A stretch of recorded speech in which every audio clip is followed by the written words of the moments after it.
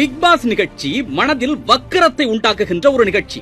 15 நபர்களை ஒரு வீட்டில் அடைத்து வைத்து 30 கேமராக்களை கொண்டு அவர்கள் அனுதினமும் கண்காணித்து அதை உங்களுக்கு காட்டப் போவதனால் நீங்கள் எதை தெரிந்து கொள்ளப் போகின்றீர்கள்?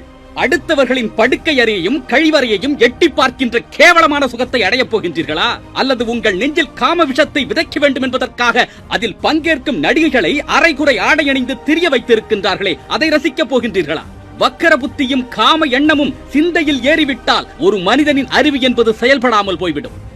விஜய் டிவி வெளியிட்ட ஒரு முக்கிய வீடியோவில் ஜல்லிக்கட்டு போராட்டத்தில் கலந்து கொண்ட ஒரு பெண்ணும் ஸ்ரீ என்கின்ற ஒரு நடிகரும் நெருக்கமாக பேசிக் கொள்வது போன்று ஒரு வீடியோவை வெளியிட்டிருக்கின்றார்கள். 30 கேமராக்கள் தங்களை கண்காணித்துக் கொண்டிருக்கின்றது என்று தெரிந்திருக்கின்ற ஒரு ஆணும் பெண்ணும் எப்படி இது போன்று பேசுவார்கள்? யாரை முட்டாளாக்கி கொண்டிருக்கின்றீர்கள்? உங்கள் டிஆர்பி ரேட்டை உயர்த்திக் கொள்வதற்கு இதுதான் வழியா? அந்த பெண்ணின் எதிர்காலத்தை பற்றி நீங்கள் சிந்தித்து பார்த்தீர்களா?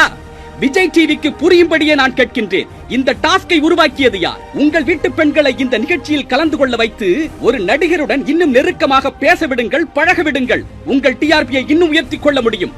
நீங்கள் செய்வதை ஊடக விபச்சாரம் என்று ஏன் கூறக்கூடாது? சில ஆண்டுகளுக்கு முன்பு மேற்கத்திய நாட்டில் இதே போன்று நடத்தப்பட்ட ஒரு நிகழ்ச்சியில் ஒரு பாலிவுட் நடிகையை ஒரு மேற்கு நாட்டு நடிகையை விட்டு இந்தியன் பீச் என்று திட்ட வைத்தார்கள். அதை உலகம் முழுவதும் பரப்பி அதன் மூலம் காசு கண்டார்கள். என் அன்பு தமிழ் சொந்தங்களை, உலகில் எந்த நாட்டில் வேண்டுமானாலும் இது போன்ற நிகழ்ச்சி வெற்றி அடையட்டும். ஆனால் மானத்தையும் வீரத்தையும் பெண்ணியத்தையும் கண்ணாக மதிக்கும் தமிழகத்தில் இது போன்ற நிகழ்ச்சிகள் வெற்றி அடையக்கூடாது.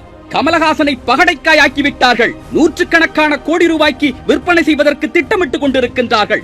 அதில் விளம்பரப்படுத்த போகும் நிறுவனங்கள் அந்த செலவுகளை யார் மேல் திணிக்கப் போகின்றார்கள்? இந்த நிகழ்ச்சி தொடர்பாக இவர்களுக்கு ஓட்டு போடுங்கள், அவருக்கு ஓட்டு போடுங்கள் என்று கேட்டால் எந்த ஒரு மான தமிழனும் அதில் ஈடுபடாதீர்கள். உங்கள் அறிவை மழுங்கச் செய்வதற்காக, மனதில் வக்கரத்தை புகுத்துவதற்காகவே ஒரு நிகழ்ச்சியை உருவாக்கி இருக்கின்றார்கள்.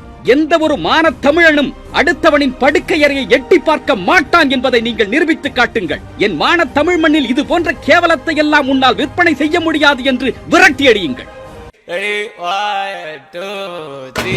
இந்த வீடியோ பார்த்துட்டு லைக் பண்ணலைனா ஆன்டி இந்தியன், ஷேர் பண்ணலைனா ஆன்டி இந்தியன், கமெண்ட் பண்ணலைனா ஆன்டி இந்தியன், சப்ஸ்கிரைப் பண்ணலைனா ஆன்டி இந்தியன், பெல் சிம்பல் அமுக்கலைனா ஆன்டி இந்தியன், இத டவுன்லோட் பண்ணி வேற சேனல்ல போட்டா ஆன்டி இந்தியன்.